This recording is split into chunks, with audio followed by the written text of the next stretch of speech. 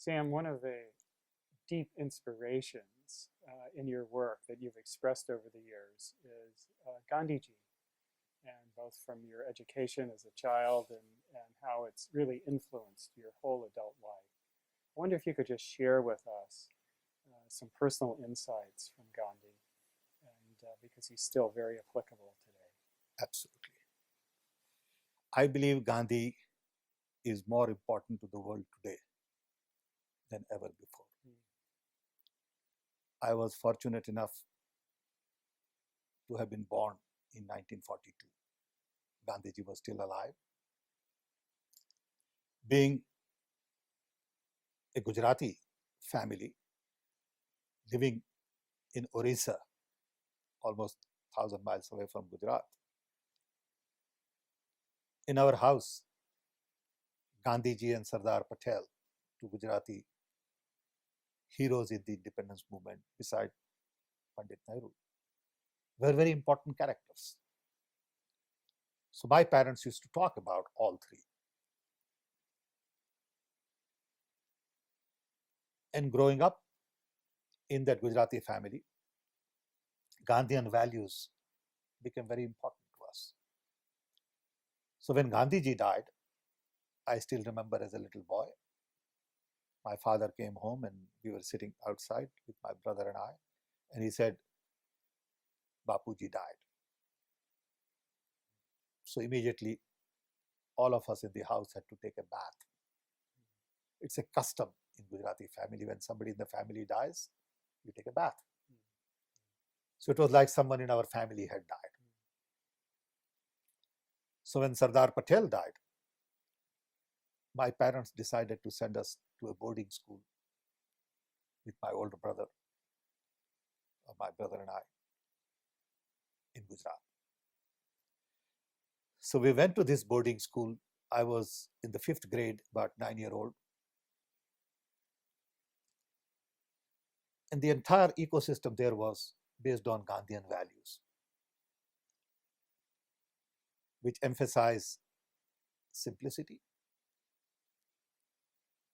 nonviolence,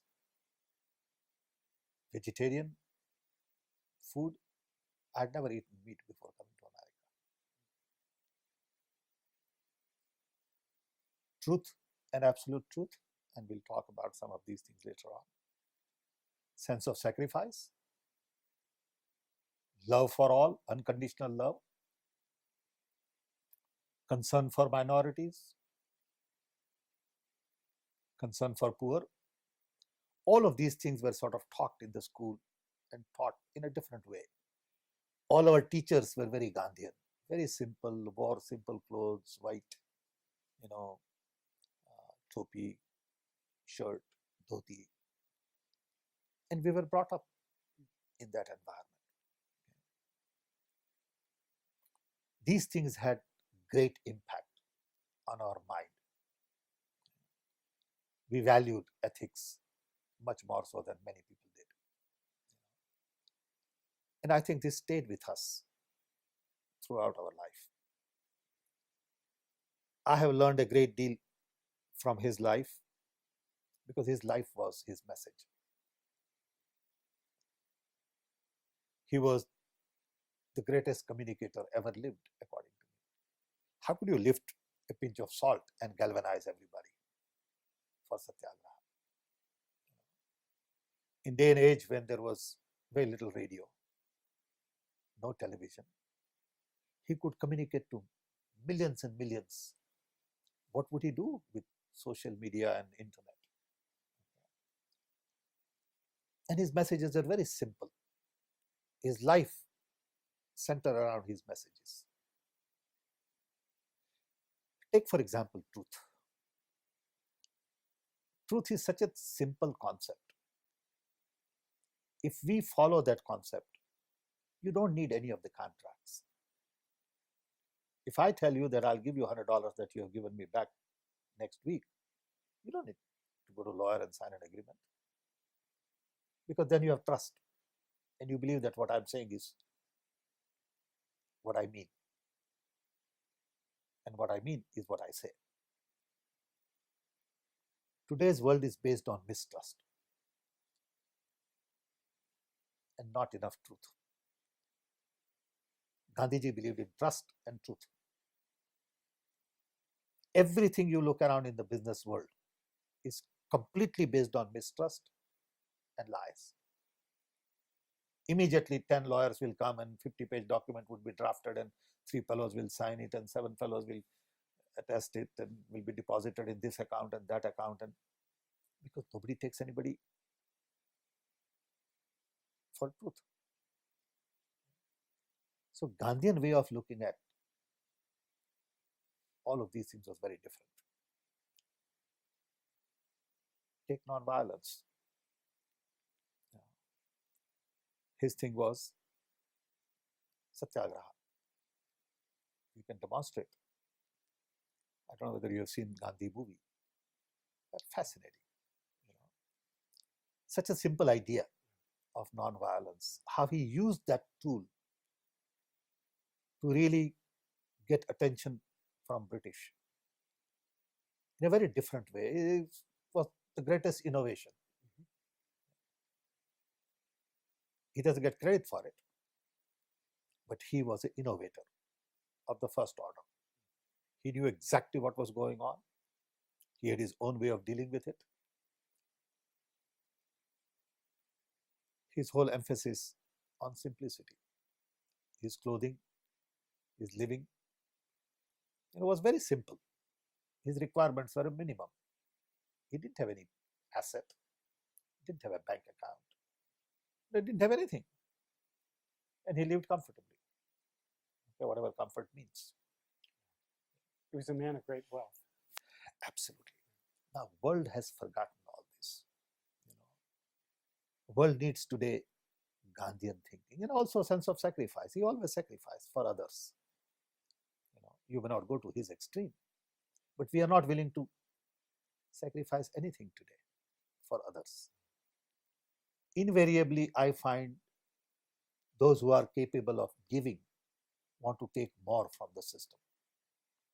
And those who want to give don't have much to give. You need people who have enough to give and they are giving.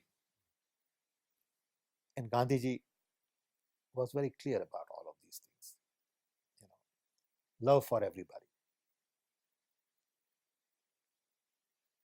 Whether it was Hindu, Muslim, young, old, men, women, no issues. Foreigners, national, it didn't make any difference to him. They were all human beings. He treated everybody well. And interestingly enough, he had same standards in public versus private. See, when I saw this Wikipedia leak a couple of years ago, big news all over on television. And I was watching one day and I said, what a strange way to look at this in light of this young guy who posted all this in Wikipedia.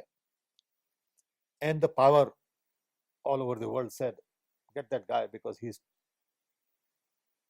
exposing the facts. Mainly because what was said in public was different from what the facts were. If both were same, you don't have to worry about it. Yeah. So conflicts begin in political public life when what you say in public is very different from how you practice your personal life. To Gandhi, the same standard in public and private. If he said something, that's exactly what he did in private. Very few people can deal with it. His idea of development was based on distributed development, local considerations, village level thinking, doing your own thing, growing your own food, self-sufficiency. Okay, his concern for environment were very clear. Grow your local species of tree and don't bring foreign species because it won't fit the environment. And at the same time, he was global. In those days, he wrote a lot. He had his own newspaper and he spread his message across. And he was a global man because he had all kinds of foreign interactions and visitors and friends, and he wrote to everybody. He was in communication with Einstein, and phenomenal reach in those days. Unfortunately, he was not flashy. So in the modern world, he's not cool. So people have forgotten Gandhi. Even in India, people have forgotten Gandhi. People put Gandhi's picture on the wall and look up every once in a while, but don't practice. If you practice Gandhi, the world would be very different. And it's very easy to practice Gandhi, but you need inner strength. Gandhi had very strong self. See, today I find that a lot of people have very fragile self-esteem. They get hurt very easily. If you have fragile self-esteem, you cannot be a team player. See, in order for me to respect you, I must respect myself. In order for me to see good in you, I got to see good in me. Very few people can deal with that. Gandhi never compared. He always saw good in people, whatever that was. Now, these are all simple concepts that all of us know, but it's very hard to practice. And he practiced every one of these things. And that was his contribution. He was a living example of what he said he would do. Unfortunately, global community also didn't recognize him. Many people say he never got a Nobel Prize, but I think he was beyond Nobel Prize.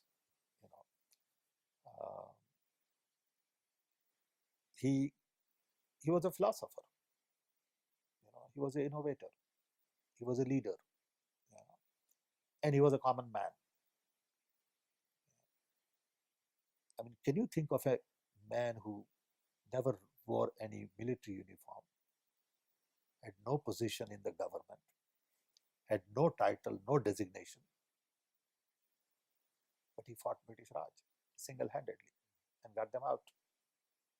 And everyone was concerned about him, afraid of him. And he was not a big guy, so he could impress you. He's just a little fellow. But that is the power of the mind, power of the soul. And a lot of his stuff came out of his own learning in his life. There is a song, Vaishnava Janto Tenere Kahiye, which is the song that comes in the movie also.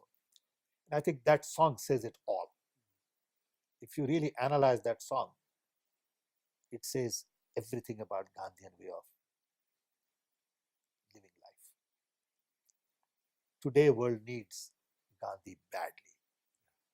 People need simple life, honest people, ethical people, people who are concerned about others, people who are not self-centered, people who don't believe in violence. All of these things are so very important today. But unfortunately, nobody talks about it. I certainly hope, for the sake of the world, that there is a revitalization and appreciation of Gandhiji. We are trying to create a portal. I have been working with a lot of my colleagues in the government and Gandhi Ashram Ahmedabad on 4 projects. One, we are creating Gandhi portal. The idea is to take all Gandhiji literature and thoughts and pictures and all that and put it in one place for the young population in the world, and then translate in multiple languages.